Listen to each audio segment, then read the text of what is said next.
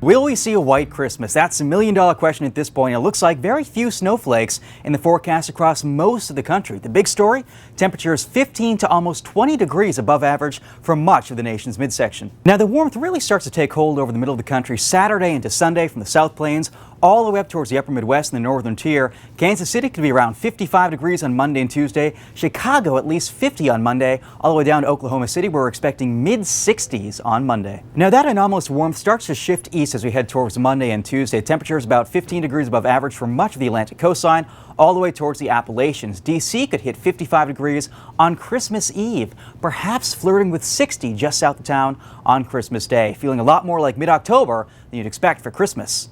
Now, unfortunately, if you're looking for a white Christmas in the eastern two-thirds of the country, you're probably not going to get it. That warm air mass will melt a lot of the snow that's already in the ground over New England. And in addition, we're expecting no rain whatsoever or precipitation from most of the eastern two-thirds of the country. The exception down in Florida and the southeast coast, where we could be talking 5 to 8 inches of rain in a few locales. Now, coastal low will get going over the northeastern Gulf of Mexico towards the Big Bend of Florida sometime late Saturday night into early Sunday morning, spreading rainfall onshore and going through at least Monday. Some places could see 5 to 8 inches of rain locally, but a widespread 3 to 6 is probably a surefire bet for a number of areas. Now, the good news, this comes down over about 2-ish days, so not really causing much flooding, but we could expect some flight delays in a number of major hubs down towards the southeast. Areas most likely to be impacted by that storm: eastern Mississippi, southern Alabama, much of Georgia south of I-20, and of course northern Florida, I'd say north of perhaps Miami-Dade to Volusia County line.